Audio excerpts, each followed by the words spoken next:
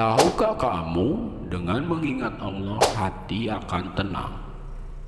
Yakinkan pada dirimu kalau zikirmu benar kepada Allah, maka dampaknya ke hati akan tenang. Tahan. Yakinkan pada dirimu kalau zikirmu itu benar kepada Allah, maka dampaknya ke hati akan tenang. Bapak Ibu sekalian, ayat Quran surah ke-13 Ar-Ra'd ayat ke-28 menyampaikan orang yang zikirnya benar itu hatinya akan cenderung tenang. Sedangkan dalam Al-Quran di antara makna zikir itu artinya sholat. Pak, Bapak pasca sholat subhanallah, subhanallah, alhamdulillah itu zikir.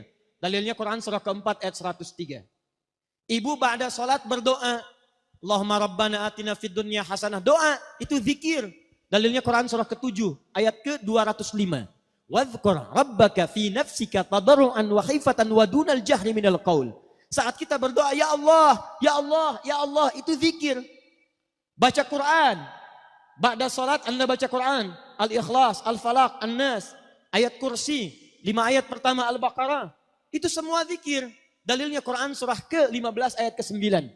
Inna nahnu nazzalna dzikra wa inna lahu lahafizun. Kami turunkan Al-Quran sebagai zikir. Jadi kalau kita selesai salat, qul huwallahu ahad, qul a'udzu birabbil falaq, qul a'udzu birabbin nas, Allahu la ilaha illa huwal hayyul qayyum. Itu kita sedang berzikir pada Allah Subhanahu wa taala.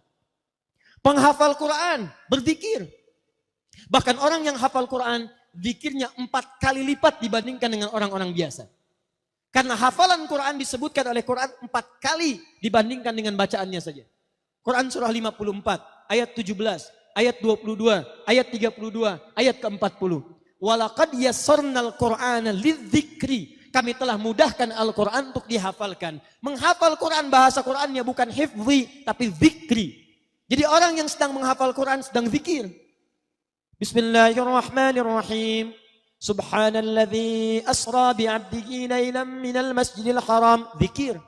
Alhamdulillahilladzi anzala ala abdihil kitab. Zikir. Sampai ke An-Nas. Tapi tahukah Anda, puncak zikir itu ada pada sholat.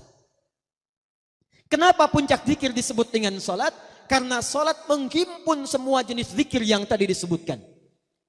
Anda selesai sholat mengucapkan Allahu Akbar, Allahu Akbar, Subhanallah, Alhamdulillah. Dalam sholat bukankah Anda bacakan itu? Anda memulai sholat Allahu Akbar. Mau ruku Subhana rabbiyal azim wa bihamdi. Sujud Subhana rabbiyal a'la.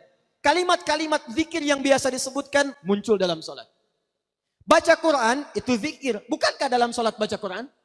Al-Fatihah itu Quran. Setelah baca Al-Fatihah kita baca Quran.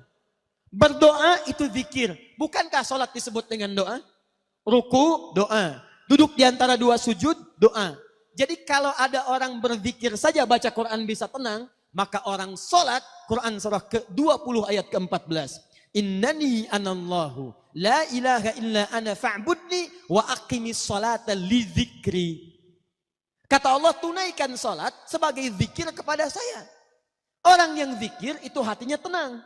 Jadi kalau ada orang salat menghimpun semua jenis zikir, belum tenang hatinya, ada yang salah dalam salatnya.